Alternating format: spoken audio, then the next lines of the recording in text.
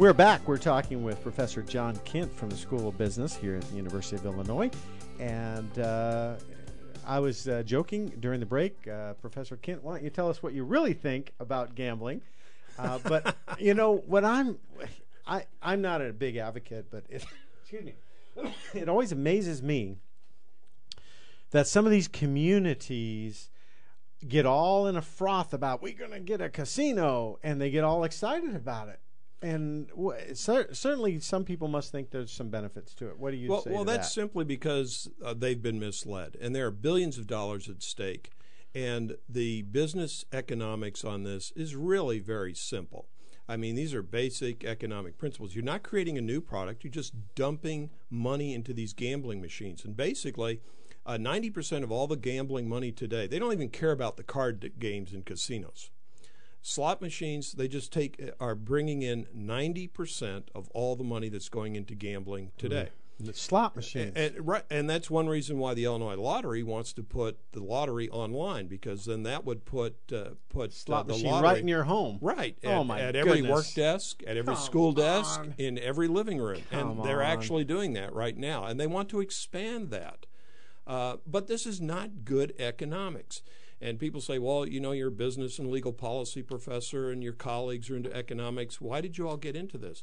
Well, back in the early 90s, they were also looking at building a $2 billion casino complex in downtown Chicago. And we were asked by Springfield and by the legislative leaders to take a look at the economics of this. And when you first look at it, you know, it really looks pretty good. Mm-hmm. But when you start dissecting what's actually going on, you're not creating new jobs. You're actually taking jobs out of the consumer economy. You're not really increasing tax revenues. We just said, I mean, we just had a 66% tax increase on the people of Illinois. Oh my! Where's this $10 billion that the casinos should have paid 20 years ago? Where's the money that they should be paying in the new gambling expansion bill, which is another $3.5 billion? It's not in there. They're giving away these licenses for $25,000 to $100,000 apiece to political insiders. This is a total giveaway of the taxpayer dollars for the people of Illinois. This is a huge economic, business, budgetary issue, and the people of Illinois and the people of the United States need to be educated on this. And that's why I remember talking with Senator Paul Simon and Republicans as well in the federal government. And they were saying, well, we know all these economics. We believe this.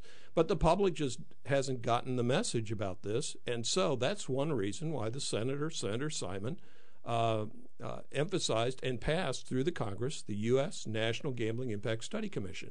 And we at the University of Illinois, in concert with other universities, have continued to publish updates on this in 2009, 2010, even one this year.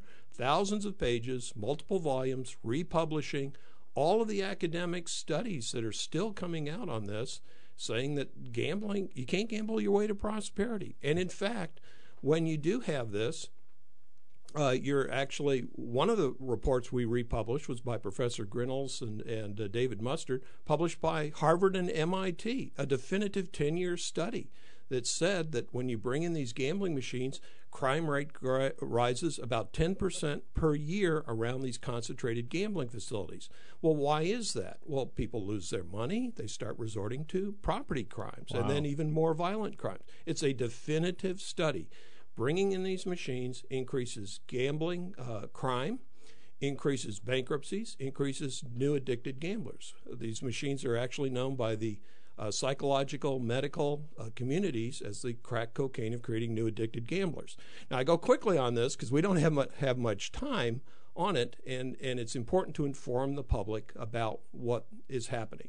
So these are called the ABCs of social costs. A, for new addicted gamblers, like drug abuse, and B, new bankruptcies of 18 to 42% as people lose their money. Wow. And new crime, C stands for new crime, up 10%.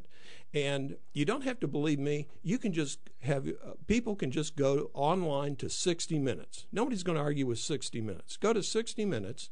And if you put in and watch two shows, one show is called Slot Machines, The Big Gamble. And if you watch that, you will see that everything that I've indicated here is actually probably an understatement of what the problems are with these slot machines. It's 60 Minutes, slot machines, the big gamble. And if people want to know one reason that we're in the credit default swap and economic downturn that we have is because the U.S. Congress back in the year 2000 was tricked into passing the Commodities Futures Modernization Act, which eliminated all the anti-gambling provisions that regulated Wall Street financials. Wow. And so you can watch that on 60 Minutes as well, and it's called Financial WMDs, for Financial Weapons of Mass Destruction, which is Warren Buffett's terminology. It's also known as the bet that blew up Wall Street. Wow. And you can still watch these on 60 Minutes. Now, since I mentioned Warren Buffett, Omaha, Nebraska was faced with bringing in casinos, and Warren Buffett and colleagues in Omaha, Nebraska were asked to bring in these casinos. After all, there were 2 casinos right across the river in Council Bluffs, Iowa. And they said, well, you're losing all this money. Guess what? The business community said absolutely no. Instead of putting a casino at the local failing racetrack, which was called Sarbin Racetrack, Warren Buffett, the mayor, Hal Daub, and business leaders literally brought in bulldozers, bulldozed down the racetrack. They built a high-tech office park, an extension of the University of Nebraska, and those things attracted townhouses, entertainment complexes, businesses. It is now a billion-dollar booming community, and you were in our executive MBA program. Yep. They are now building, I think they've just completed, the new University of Nebraska at Omaha School of Business. Wow. Built on the old racetrack grounds. I love it. Now that is economic development. That's what we Yeah. need to be doing, not Right. not Amen. constantly bringing down the economy with more and more gambling, particularly these slot machines and casinos. Yeah. Oh, well, so what can we do as a people? I mean, as a state? Well, my job as an educator is to simply inform and Get the educate words the out. public. My colleagues and I have said these things before the Illinois legislature and before Congress. We've testified under oath. And people have forgotten that back in the year 2005, Michael Madigan actually supported a bill, House Bill 1920, which was designed to recriminalize the casinos, wipe the slate clean, create new jobs, set it right there in the bill. And that passed the House 67-42. But it was killed procedurally by our friend, Rod Blagojevich. Oh, my goodness. So when the economists show up, when the business people show up, and the facts are on the table, it's really very obvious about these things. Let me leave you with one other thought. When a casino was proposed for Washington, D.C., the Greater Washington, D.C. Board of Trade, 85 members, the most savvy business people, or some of the most savvy business people in the country, representing Northern Virginia, Maryland, and Washington, D.C., voted unanimously, 85 of them, against bringing in a casino because they knew it would hurt the image, it would hurt the economy, it would create all of these social and economic problems. So when your budget is in problems, you want to get back to the basics. But a first step is the legislature should simply go back and collect these uncollected tax revenues, which the casinos, $10 billion, which the casinos still owe us, the people of Illinois.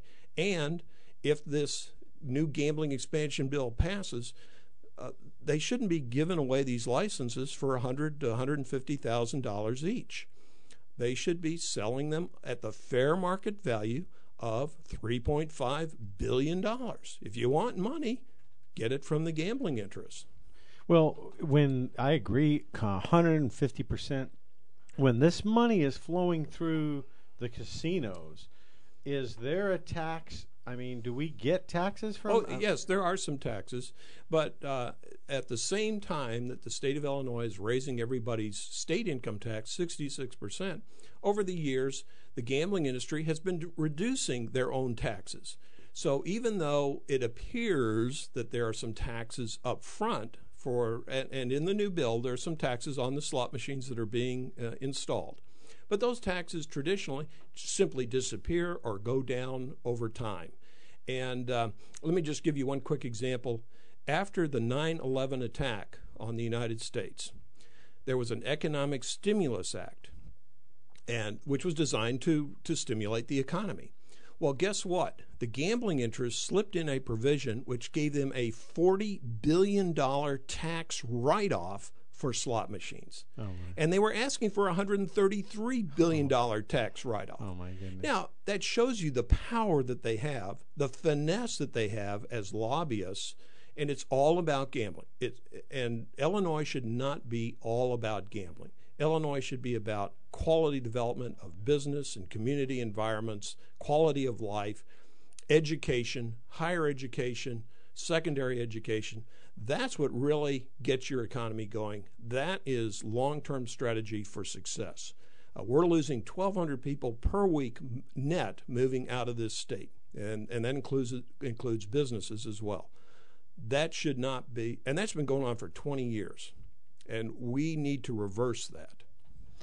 I am so glad that you came on the show today, and I cannot embrace more emphatically the things that you've shared. I Well, you don't have to agree with me, Alex. I am on the same book and page. You've been in my class. Yeah. You don't have to agree. Yeah, I am on the same book and page. I just, I don't understand how some of these communities get all lathered up about getting gambling, and I guess that there are some revenues that come from it, but so many things come also with that baggage, and it's just something we got to change. And I hope we have the political will in our legislature, and I hope that we have the steel as a people to slow this tide. Let me mention one last thing. My colleagues and I could, of course, make a lot of money if we were to change our opinion on this. Oh, sure. And several of my colleagues and myself, we don't accept any honorarium or consultant fees on this. We're just out there informing the U.S. Congress and informing our state legislature about what the real economics of all this is. Wow. So we encourage the governor, I can't speak for others, but I think he's on solid ground to veto this bill and join with the new untouchables. I love it. It's interviews like this, Professor Kindt, that I believe make this show relevant for the community. Thank you so much for being on the show with us. Well, thanks for having me. It's great to see you again. Outstanding student, Alex. I don't know about if I was an outstanding student, but it was a great class, and it was wonderful to be there listening to you.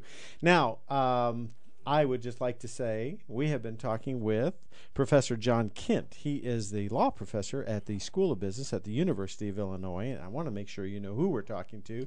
If you get a chance, check out his guest commentary from the News Gazette, Budget Solution for the State, Tax Gambling, Not People. Thanks for being with us today. Great. Thanks for having me. And thank you for joining us. Stay with us. We have much more after the break.